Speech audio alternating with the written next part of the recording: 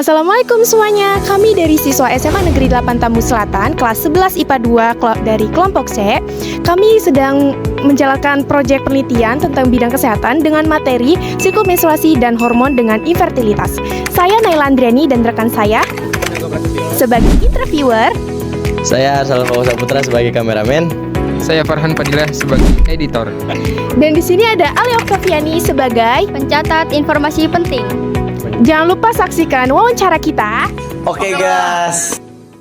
Halo semuanya, selamat siang. Kami dari siswa SMA Negeri 8 Tambu Selatan ingin melakukan proyek penelitian bidang kesehatan tentang siklus hubungan menstruasi dan hormon dengan infertilitas.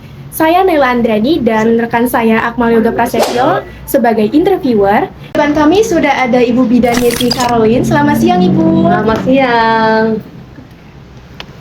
Apa kabar Ibu? Sehat, puji Tuhan, sehat. Sudah berapa lama Bu Widan untuk menjalani praktik kebidanan? Aku di sini lulus tahun 2012, berarti sekarang aku sudah kurang lebih berapa ya? 2024 ya sekarang ya. Berarti kurang lebih 12 tahun ya. 12 tahun. Ibu kira-kira berapa berkeluarga Bu? Kalau aku 5 bersaudara, aku anak kedua, perempuan 4, laki-laki 1. Anak 2. Anakku yang pertama umur 12 tahun, sama yang kedua umur 9 tahun, SMP kelas 2 sama SD kelas 4. Kalau boleh tahu, lokasi rumah Ibu di mana ya Bu? Kalau dari sini kurang lebih 300 meter ya, di Gria Asri 2. Ini kan tempat klinik ya. Iya. Kurang lebih 200-300 meter dari sini. Dekat ya. Iya. Ada suka dukanya sebagai bidan nggak Bu? Pasti ada ya, semua pekerjaan itu pasti ada plus minus ya, Iya. ada risiko yang kita dapat, sehingga nggak semuanya semata-mata itu enak kerja itu jadi bidan. Ya memang kalau dengar kan di bidan itu kayaknya enak Iya. ya, dapat uang ataupun lebih ke nggak seperti orang kerja capek, padahal Iya. sebenarnya risikonya kan banyak ya. Iya. Karena kita ini mencakup kehidupan manusia, artinya nafas orang ada di tangan kita. Iya. Iya betul. Ada nggak paling berkesan selama Ibu menjalani praktek kebidanan? Yang paling berkesan menurut Ibu itu apa? Yang paling berkesan ya saya bangga aja. Kesan saya itu saya bisa menyelamatkan 2 insan manusia, yang dimana si ibu sedang berjuang untuk melahirkan, dan saya bisa membantu si ibu untuk memperjuangkan bayi yang dia sedang perjuangkan gitu. Artinya itulah tingkat kebanggaan tersendiri, ataupun tingkat bahwa dimana ya ilmu yang saya petik selama kurang lebih berapa tahun kebelakangan itu saya bisa menurunkan ataupun bisa saya praktekkan gitu loh di dalam pekerjaan saya kan gitu. Kira-kira usia berapa pasien termuda yang pernah berobat di klinik Ibu ini? Kalau untuk bersalin itu ada yang umur 14 tahun. 14 sama masuk 15 tahun. Oh itu kan bahaya ya, itu Iya. buat pelajaran nih, itu tidak boleh. Jadi itu ya biasa kecelakaan ya. Dan biasanya juga itu ada beberapa sih, itu biasanya kurangnya pengalaman ataupun kurangnya didikan orang tua, sehingga terjadinya pernikahan dini. Jadi 14 tahun masuk 15. Tapi kebanyakannya yang paling rendah di usia 16 tahun. 16 tahun. Kalau yang tertua tuh? Yang paling tua, kita kan sebenarnya kan ada masa ini ya, resiko pada ibu hamil itu sebenarnya masanya paling maksimal itu adalah umur 40. Tapi di aku ada umurnya 43 tahun. 3. Ya, kalau itu penunjangnya sebetulnya harusnya dirujuk ya. Artinya tidak bisa lahir normal karena itu sudah terpaut usia terlalu tua. Artinya Iya. beresiko tinggi ya di usia 43 tahun. Jadi biasanya kami rujuk. Tapi ada pernah juga karena memang dia datang sudah pembukaannya termasuk udah harus nggak bisa dirujuk lagi, akhirnya dia lahir di usia 43 tahun. Bidan, saya mau tanya dong. Apa penyebabnya infertilitas atau gejala kemandulan pada pasangan suami istri? Sebenarnya banyak ya pada mandulan itu ya, bukan karena hanya si perempuan atau si laki-laki itu sakit, tidak. Jadi kalau untuk kategori di dalam perempuan itu ada disebut dengan penyakit ataupun gejala dari si perempuan itu, seperti halnya apa namanya, atau ada kista, itu juga bisa penyebab kemandulan kepada si perempuan. Begitu juga pada laki-laki. Jadi kalau pada laki-laki dan perempuan itu sebenarnya faktor hormon itu banyak. Begitu juga apa namanya, si laki-lakinya, misalkan contohnya dia itu sering banget yang namanya ejakulasi. Itu pun juga dilarang sekali loh untuk ejakulasi terlalu sering dan dini kalau pada laki-laki. Kalau perempuan itu kebersihan diri, ya itu tadi kayak penyakit miom ataupun ada kista, itu bisa menyebabkan kemandulan. Jadi kalau buat kita ini nih yang cewek-cewek tuh kalau bisa kebersihan diri itu bagus gitu loh. Sekali-sekali kita tes pap smear kalau yang udah nikah ya, terus nggak punya anak ya, belum punya anak. Nah, begitu juga laki-laki. Jadi dari sekarang itu laki-laki itu jangan sering ejakulasi ataupun yang disebut dengan pengeluaran sperma dengan tangan sendiri, seperti itu. Oke. Bidan, aku mau nanya dong. Kami ingin menanyakan berkaitan dengan siklus Pada wanita idealnya bagaimana sih siklus menstruasi pada wanita jika ditinjau dari segi waktu siklusnya? Oke, kebanyakan kan perempuan itu kan siklus mensnya kan di 5 hari ya. Iya. Nah, volumenya itu tidak boleh lebih dari 500 cc. Kalau lebih dari 500 cc itu artinya itu perdarahan ya. Iya. Nah, jadi siklus menstruasi yang normal adalah pada wanita itu 5 sampai dengan 7 hari. Tapi kebanyakannya perempuan itu di atas 5, di bawah 5. Nah, tapi ada juga yang di atas 5 hari. Nah, tapi dengan menstruasi seperti itu wajar dan itu masih dikatakan tidak ada yang perlu indikasi ke arah pengobatan. Yeah. Tapi biasanya kalau perempuan apalagi terlebih kalau dia belum menikah ya. Belum menikah itu masih wajar, tapi kalau sudah menikah dan sudah pernah memakai alat kontrasepsi KB ataupun dia sudah mengeluarkan kepala, artinya sudah pernah melahirkan, kalau menstruasinya beda-beda ataupun nggak teratur itu wajar karena memang pemakaian KB. Tapi kalau dengan usia wanita masih belum menikah ataupun kita yang tidak memakai kontrasepsi harusnya 5 sampai dengan 7 hari. Kalau lebih dari 7 hari pun itu kita tanda tanya. Nah, berarti arahnya itu ada sesuatu nih di dalamnya. Jadi kita balik lagi, kita harus kontrol, kita harus lihat, kita harus mengiski apa nih yang terjadi di dalam. Jadi wajarnya adalah 5 sampai dengan 7 hari. Kalau bisa tidak boleh lebih dari 500 cc. Kalau lebih dari 500 cc tandanya itu perdarahan. Tuh. Biasanya kalau misalnya pendarahan itu penyebabnya apa tuh? Ya itu tadi bisa jadi adanya penyakit ataupun gejala sariawan di dalam rahim. Makanya harus cepat si dicek karena itu tidak baik. Kalau terlalu banyak pengeluaran darah itu kan yang ada nanti ya anemia dong. Nah, akhirnya si perempuan itu ataupun si ibu itu harus melakukan tindakan lain. Jadi kalau sudah lebih dari 7 hari itu harus tanya nih, apalagi sampai perdarahan, hati-hati. Dan bisa terjadi kayak gitu, bisa aja dia nanti transfusi kan gitu kan. Iya. Kalau misalkan lebih dari 7 hari itu normal nggak normal ya? Tergantung volumenya, banyaknya. Kalau 7 hari pun masih ganti pembalutnya dua kali aja, dari itu nggak sampai full, atau 3 kali tapi nggak sampai full, nggak ada masalah kan gitu. Tapi kalau misalkan sudah 7 hari bahkan sudah mau mendekati 10 hari masih banyak, itu hati-hati juga, jangan juga kayak gitu kan gitu. Itu kan dampaknya dari tubuh itu kan kita kan anemia akut ataupun kita akan kelingan ya. Kita menstruasi biasa aja kita kebanyakannya suka pusing kan, apalagi kalau misalkan itu melebihi dari 7 hari ataupun sudah sampai 2 minggu, ini segera mungkin harus dikontrolkan atau harus dibawa ke dokter supaya kita tahu apa nih penyebabnya kan gitu. Terus ada juga wanita ini kenapa fase menstruasinya itu berbeda-beda? Itu disebabkan oleh apa, Bu? Satu hormon ya. Tadi saya balik lagi. Jadi gini, aku ada dua nih. antara ibu perempuan yang sudah pernah menikah dan perempuan yang memang sudah pernah menikah. Nah, jadi artinya kalau perempuan yang sudah pernah menikah itu bisa disebabkan karenanya pemakaian alat kontrasepsi. Nah, kalau perempuan yang belum pernah menikah itu bisa juga karena pengaruh dari hormonal atau karena pola pikir terlalu capek. Ya itu bisa seperti itu. Itu juga ada Bu, kalau misalkan lagi menstruasi kan setiap bulan ya, menstruasi itu setiap bulan.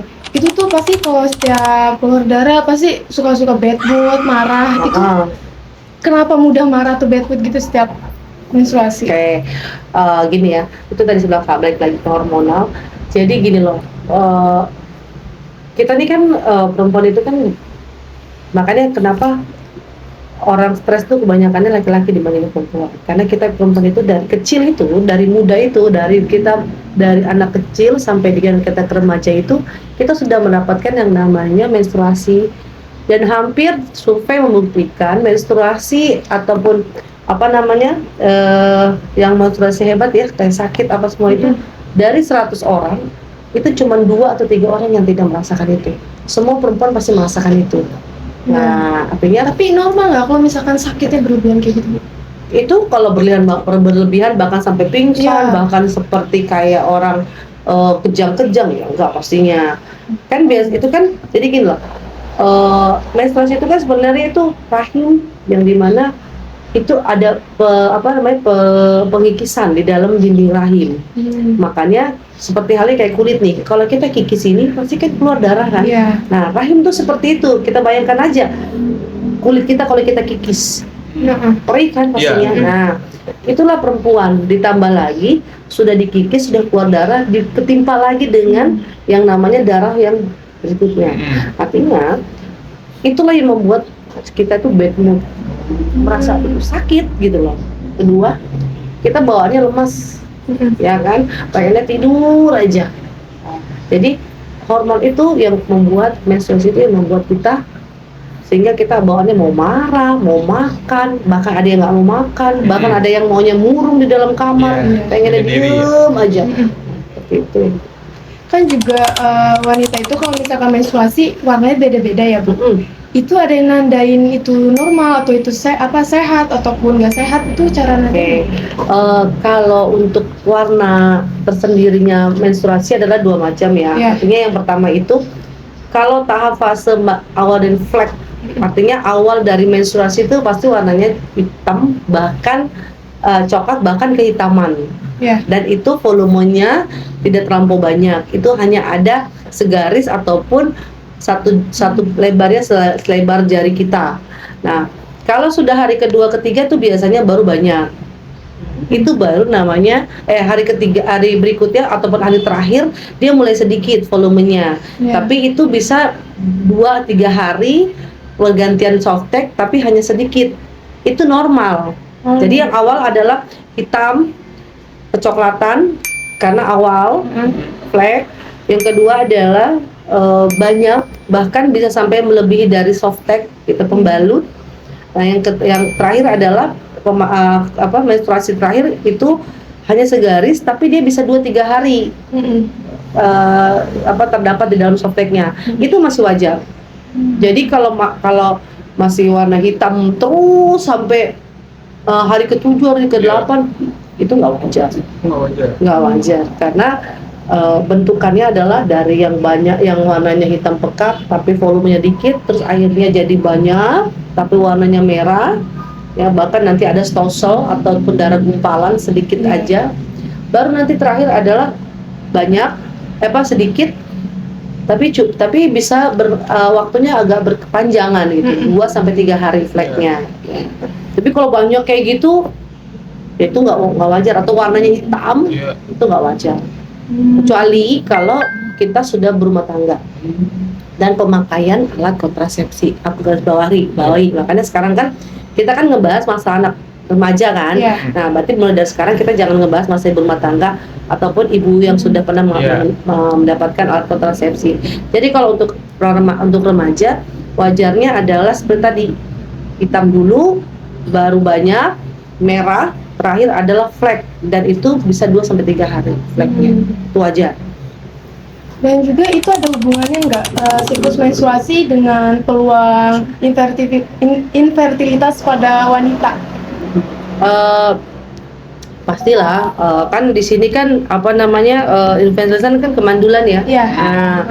Nah, jadi kan yang kalian tanyakan itu bisa nggak ya gitu menstruasi. Memang kalau misalkan sekarang gini, sekarang kan banyak ya alat-alat mendeteksi bahwa adanya penyakit gak nih si perempuan, Iya. ya, adanya gangguan menstruasi nggak nih si perempuan, itu dengan cara pap smear. Tapi kalau untuk anak sekolah seperti kalian ini, kita tidak tidak mewajibkan seperti itu.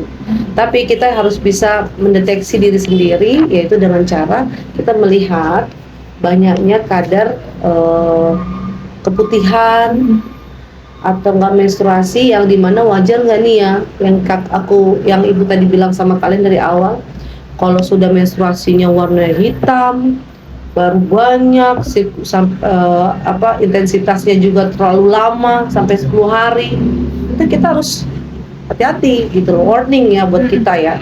Berarti ini ada something nih sama kita nih. Nah, jadi kita kan sekarang dokter-dokter itu kan kita bisa konsultasi ya. Iya. Nah, artinya dengan cara yaitu tadi USG kan nggak harus merusak organ di dalam tubuhnya, keiniannya perempuan wanita yang masih perawan ya. Iya. Ini kita bisa lihat itu. Terus pengobatannya pun sekarang udah lebih modern gitu, udah lebih canggih. Walaupun ada kista ataupun ada miom, kita angkat gitu loh. Kenapa seperti itu? Supaya nanti saat kita mau menjenjangkan ke pernikahan, kita tidak akan terhambat dengan adanya infertilitas itu atau kemandulan itu. Karena sebetulnya perempuan itu karena dia punya alat reproduksi di dalam, nggak seperti laki-laki ya. Laki-laki itu kan di luar, semua waktu bisa kita bersihin kan, mau pakai sabun kayak mau apa itu kita bersihkan. Tapi kalau perempuan itu kan semakin kita bersihkan, kita punya alat di dalam rahim itu akan semakin lebih rusak. Nah, seperti itu. Jadi kebersihan diri itu ya nggak cuma harus cebok, nggak juga, tapi dengan satu cara, kalau bisa jangan pernah gonta-ganti pasangan. Seperti itu. Itu juga Bu, saya pernah dengar istilah PCOS. PCOS. PCOS. Itu apa Bu? PCOS itu sebenarnya kalau bahasa Ada kaitannya nggak sama infertilitas? ya, jadi artinya gini, jadi ada kehamilan yang dimana itu tidak berkembang. Artinya ada sesuatu hormon atau ada sesuatu yang nggak bagus saat pembuahan, saat si istri dan si suami itu antara sperma dan si ovarium itu tidak baik gitu loh. Itu salah satunya juga sama PCOS itu.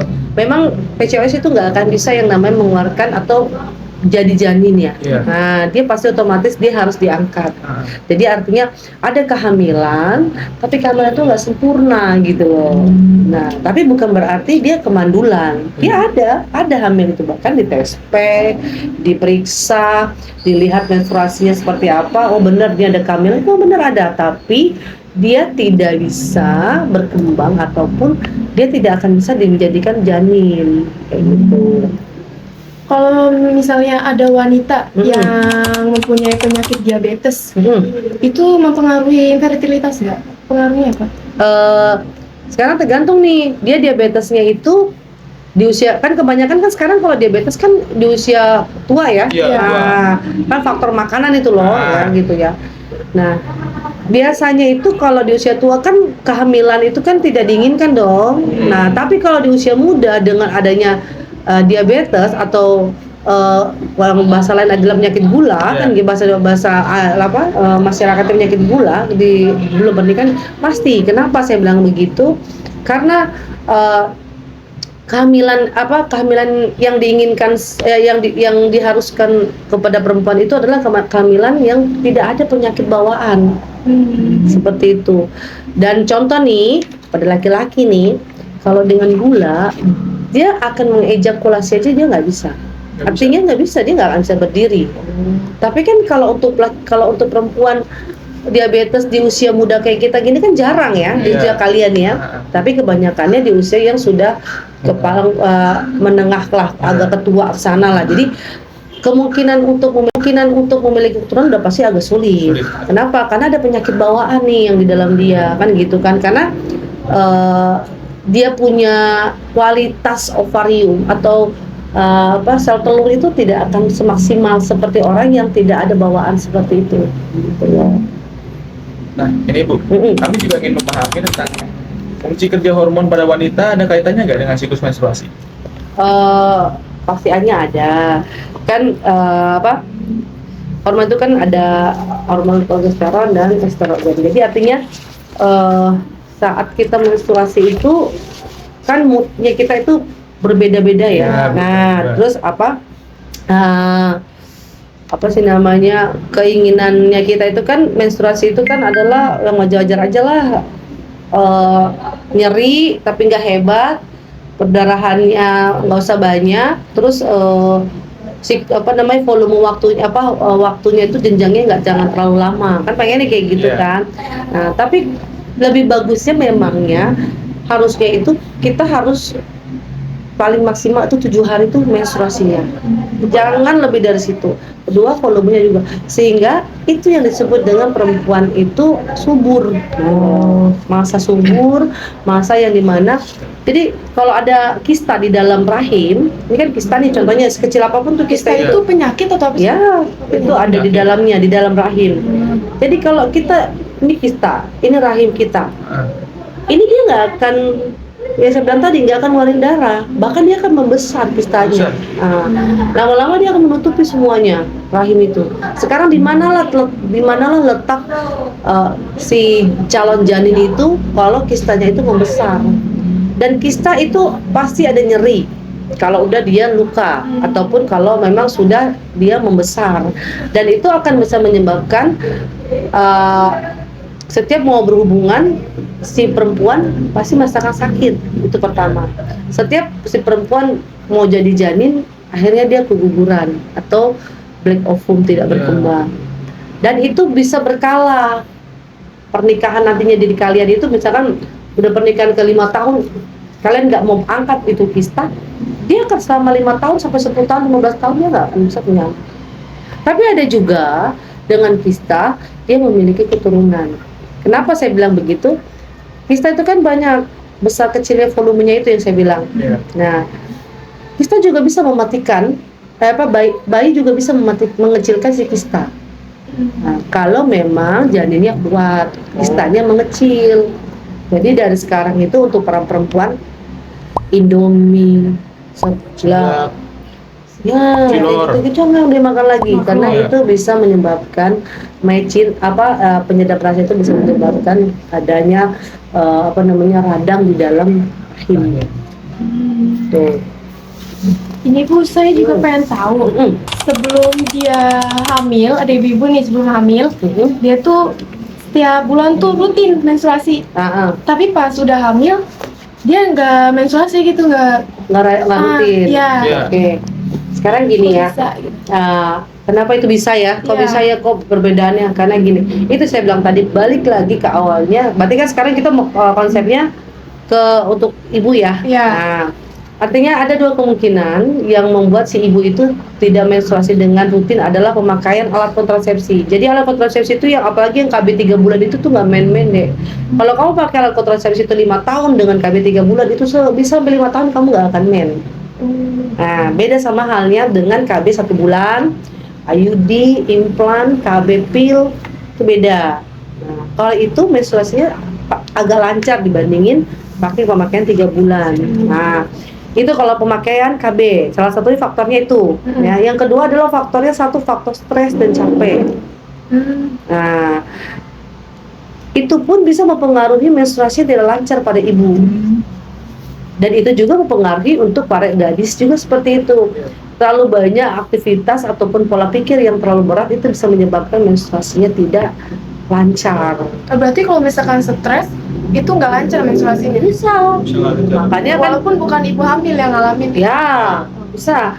Atau bisa juga lebih banyak volumenya karena stres. Makanya perempuan itu sebenarnya pada hakikatnya adalah, perempuan ini adalah manja ya. Artinya dia itu tidak bisa mendapat masalah yang terlalu berat sehingga merusak organ di dalamnya, terutama alat reproduksinya, kan gitu. Nah, jadi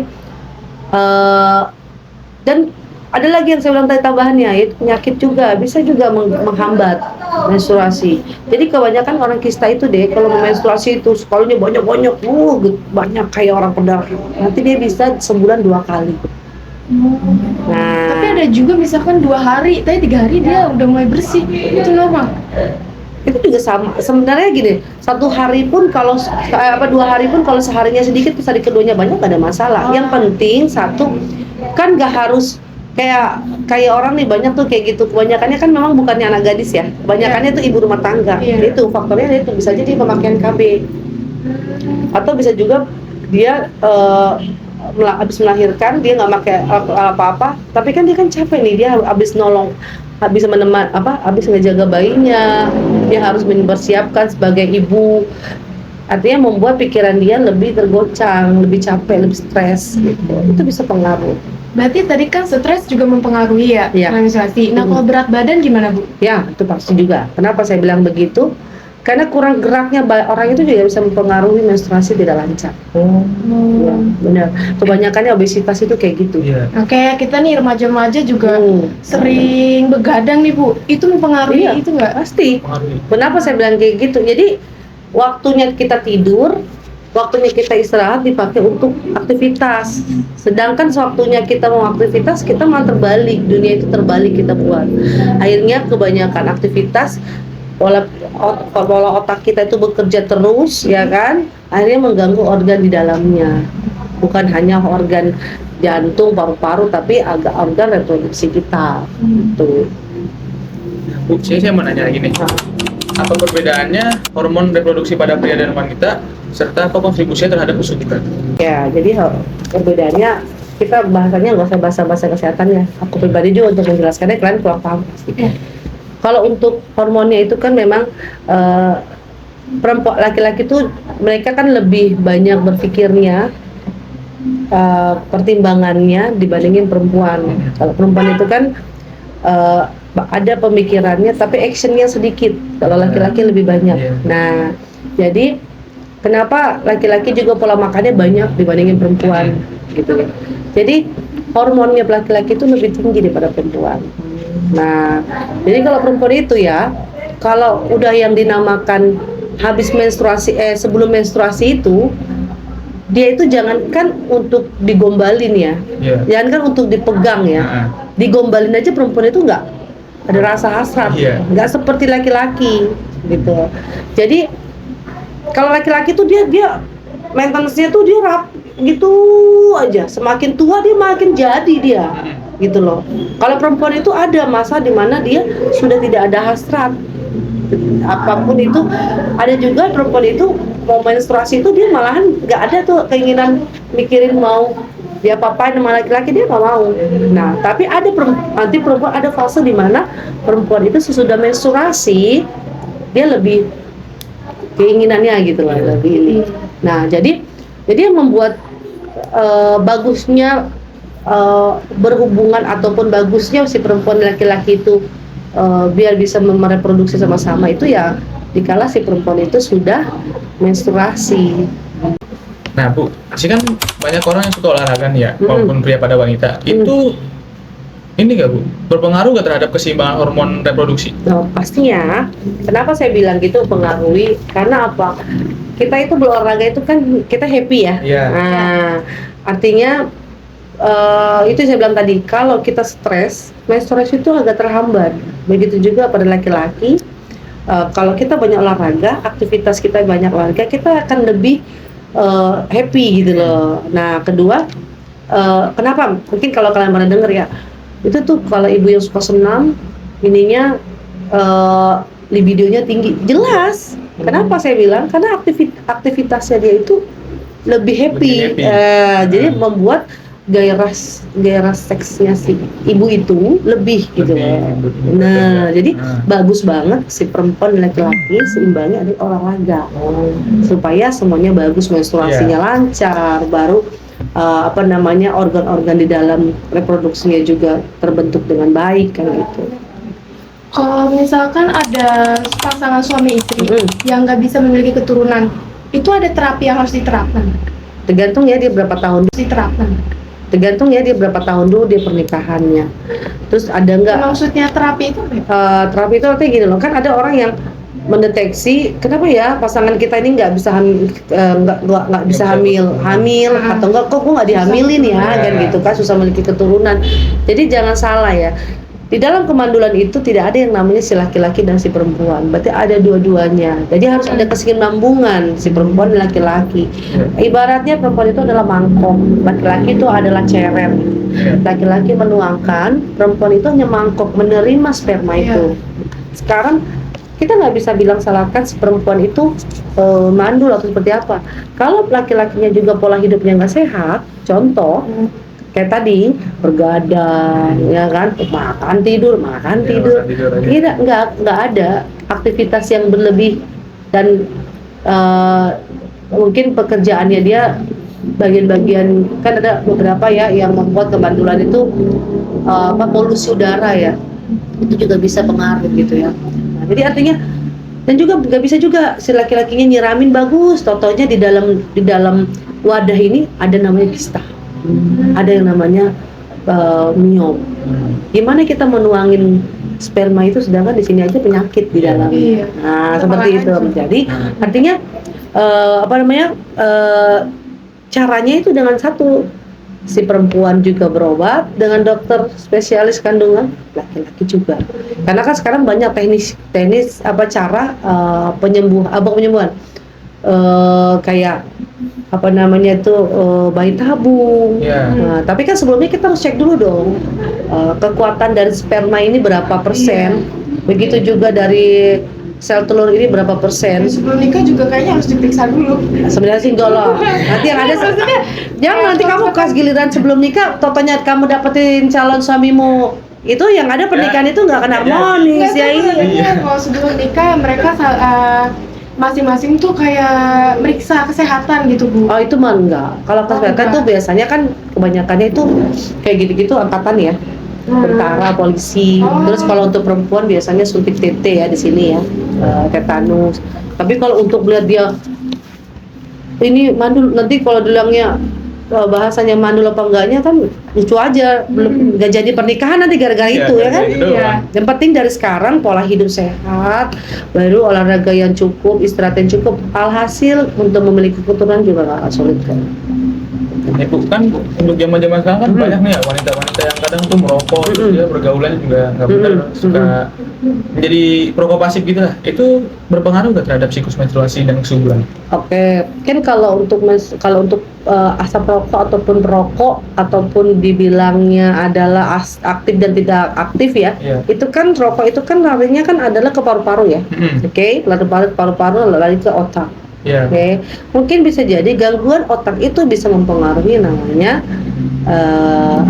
kegagalan di dalam kehamilan, baik yang laki-laki atau perempuan. Kan kebanyakan memang kan perokok itu peminuman itu adalah kan laki-laki ya dibanding perempuan. Tapi kan tuh zaman yang lebih udah modern gini kan, udah bukan hanya si laki-laki doang, perempuan juga. Apalagi kita pakai vape ya, pakai pot itu juga pengaruh. Kenapa saya bilang ada pengaruhnya juga karena itu dari otak bisa lari ke alat ke rahim, dan untuk laki-laki itu lebih ke otomatis kan kalau kita merokok itu kan kita kan nggak tidur dong, benar nggak? Terus kedua kalau kita merokok itu kan kita bawaannya itu kan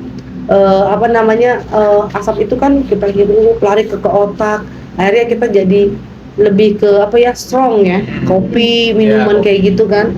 Nah, jadi lebih bagus memang tidak boleh perempuan dan laki-laki itu untuk merokok. Tapi kan kebanyakan banyak beberapa dokter OB-GYN bilang, nggak ngaruh kok, itu larinya gimana? Tapi biasanya perempuan memang bagusnya sih nggak usah, apalagi yang pasif ya. Pasif itu lebih nggak bagus lagi kalau pasif ya. Bu, saya mau nanya lagi dong nih. Nah, kapan waktu yang tepat bagi pasangan suami istri untuk melakukan hubungan badan untuk memperoleh keturunan? Itu bilang tadi, 7 hari 5 sampai dengan 7 hari sesudah menstruasi. Itu namanya masa subur. Mana subur? Jadi kalau kamu kurang sebelum menstruasi 1 minggu itu udah nggak masa subur. Jadi disitulah masa subur terjadi pada si perempuan. Nah, terus apa namanya? Kalaupun nanti kalian mau berhubungan suami istri, misalkan contoh gitu ya, di sudah menstruasi 5 hari atau 7 hari itu, kalian juga harus yang namanya istirahat total sebelumnya, supaya apa efektivitas dari sperma dan sel telur itu lebih baik gitu loh. Karena kalau kamunya sendiri capek, istrimu sudah bagus, si istri itu udah bagus untuk menerima sperma, tapi kalau dari spermanya nggak bagus percuma. Nah, jadi memang kesinambungan antara si perempuan dan laki-laki itu, dan lebih bagus lagi memang kenapa saya bilang harus sesudah menstruasi 5-7 hari, karena apa, disitulah etalitas disitulah rahim itu pembentukannya baik gitu loh. Karena kalau menstruasi kalau kita berhubungan pas menstruasi, kamu mau main berapa kali pun itu kalau masih menstruasi nggak akan bisa ada kehamilan. Bahkan itu bisa menjadi penyakit buat si perempuan. Karena bagusnya perempuan itu adalah dibuahi sesudah menstruasi 5-7 hari. Kapan waktu ideal seorang pria dan wanita itu untuk menikah Dan menghasilkan keturunan. iya dan masalah keturunan? Oke, sebenarnya pada saat sudah matang ya, artinya pernikahan itu kan bukan hanya mengandalkan adanya hubungan badan, memiliki keturunan, terus tua gitu kan, nggak gitu aja semata-mata dia harus bisa memikirkan ke depannya, karena di pernikahan itu adalah yang kita inginkan adalah kan memiliki keturunan. Oke? Jadi kalau hanya untuk memiliki keturunan tapi dia tidak bisa memberikan kewajibannya untuk berikutnya, percuma. Itu salah besar. Nah, jadi artinya kapan itu dia bisa seperti itu? Kan di usia perempuan itu kan kalau sudah namanya menstruasi itu tandanya sudah bisa dibuahi.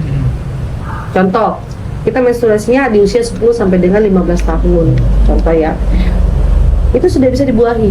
Tapi belum wajarnya untuk mendapat keturunan.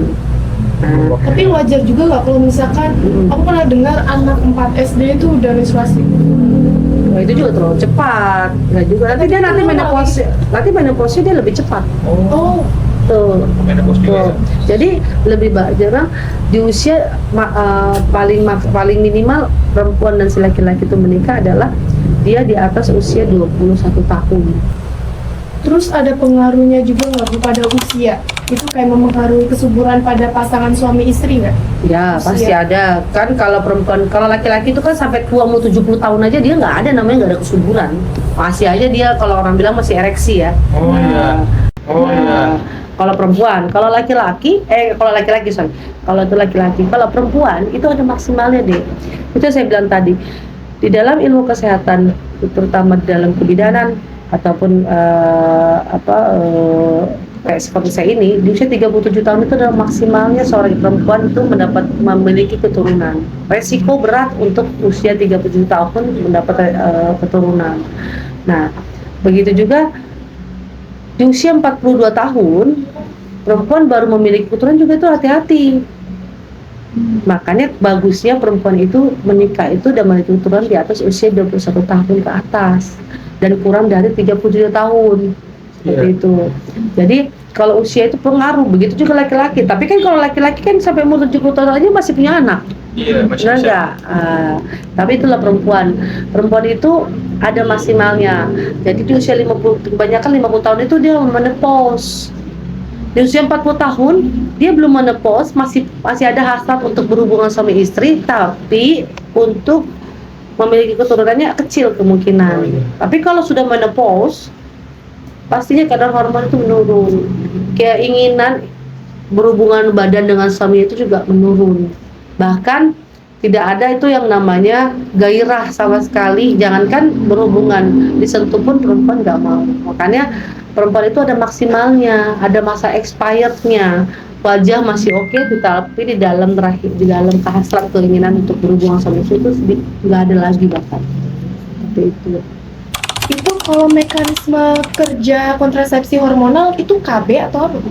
Jadi itu kan kontrasepsi kan banyak ya, Dek.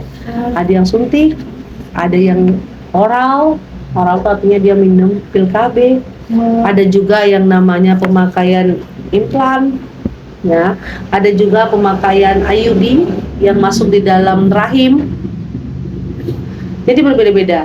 Jadi itu kayak ngalangin sel telur sama sel sperma. Betul. Jadi menghambat sel si sperma itu masuk ke sel telur. Gitu loh. Jadi contoh ya, ini contoh salah satunya adalah pemakaian IUD. IUD itu kan adalah pemakaian yang di dalam rahim ya. Ya. Nah, jadi saat nanti kita berhubungan suami istri, si sperma itu keluar, itu terhambat. Seperti itu. Terhambat lewat adanya alat itu. Alat itu kan dia bentuknya kayak T gini loh. Iya. Nah, jadi pas dia sperma masuk, dia nggak masuk ke dalam sel telur, tapi dia hanya di pinggiran ini. Oh. Itu mempengaruhi kesehatan nggak yang wanita menggunakan itu? Enggak sih? Oh enggak. Tapi memang ada, kalau sudah perdarahan, keputihan banyak, berarti itu alat itu tidak cocok sama dia, kan gitu. Terus ada nggak gangguan-gangguan reproduksi yang ditandai dari permasalahan siklus menstruasi? Salah satunya itu kali ya, tadi siklus yang terganggu menstruasinya yaitu tadi penyakit itu. Atau pemakaian KB itu juga bisa. Jadi mengganggu siklus. Jadi yang tadinya tiap bulan menstruasi karena pemakaian alat kontrasepsi, Iya. yang 3 bulan terutama dia bahkan cuma ngeflek.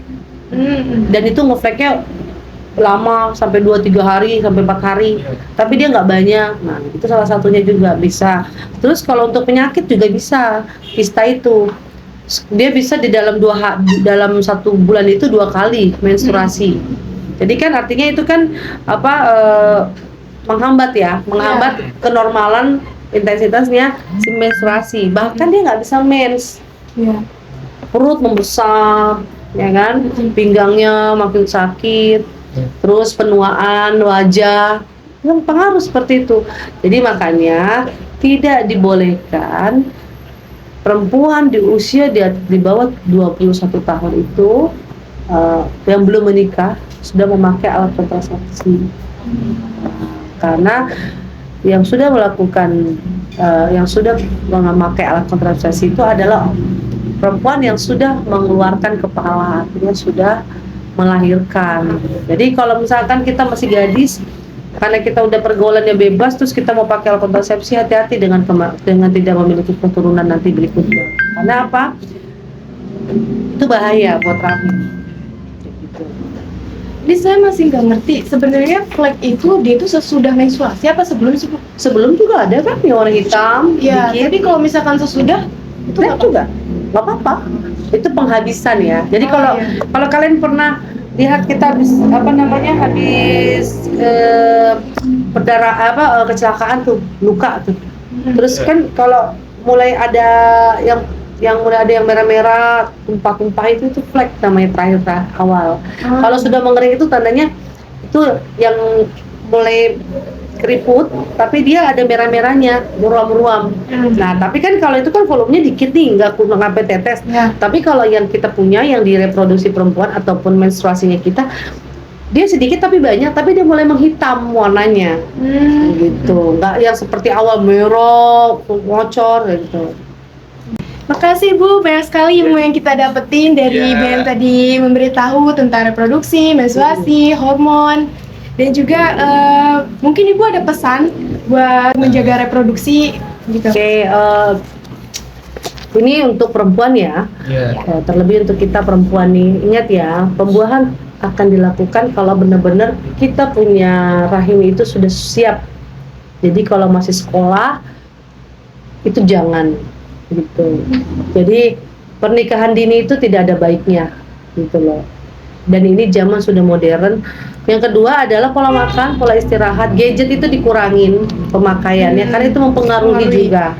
Pola makan, Cewek cowok sama aja. yes. Oh, sama aja, Bu. Sama Itu aja. sama. Terus cewek Jadi cowok?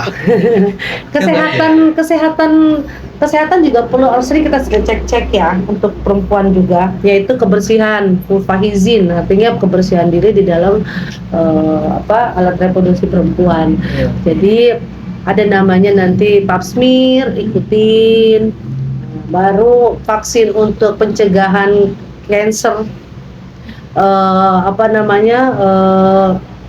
semuanya kayak rahim kayak gitu. Jadi kalau memang ada ikutin. Artinya perempuan itu rentan banget untuk penyakit kanker rahim. Karena alat reproduksi perempuan ada di dalam, bukan Iya. seperti laki-laki yang saya bilang tadi. Di luar. Laki-laki itu kita bisa bersihkan pakai sabun, perempuan itu nggak bisa kita kayak gitu. Malah makin rusak gitu. Betul. Nah, untuk laki-laki pola hidupnya harus dirubah. Kalau mau memiliki keturunan itu bukan berarti oh dia mandul tuh, istri gue nggak punya anak. Iya. Kita harus introspeksi diri. Kemandulan itu bukan hanya karena satu orang, bisa karena dari laki-lakinya ya. laki-laki atau perempuannya. Jadi kalau tahu sudah pernikahan udah lebih dari 3 tahun sampai 5 tahun, segera mungkin dicek dua-duanya. Iya. Merokok, minum, Begadang. alkohol, apapun itu tidak ada baiknya gitu. Karena itu akan merusak semuanya organ tubuh, baik paru-paru, ginjal, baik reproduksi, dan kantong ya. Iya. Masih itu. Jadi itu aja. Semoga apa yang sudah saya jelaskan, Iya. kurang dan lebihnya nanti kalian koreksi. Tidak semuanya kata-kata saya itu sesuai dengan ada yang di buku. Iya. Tapi paling tidak ilmu yang saya dapat saya tuangkan ke kalian. Dan itu kata-kata itu mungkin agak minimalis, tapi paling tidak bisa menyampaikan itu nyampai ke Iya. kalian gitu. Karena kalau saya harus menjelaskan secara subjek secara jelas gitu seperti ada di internet ataupun di buku, nantinya pemahamannya kurang kan gitu Iya. kan. Paling itu aja. Jangan segan-segan Ibu Iya, kalau bener. kita mau tanya lagi Ya. tentang kesehatan.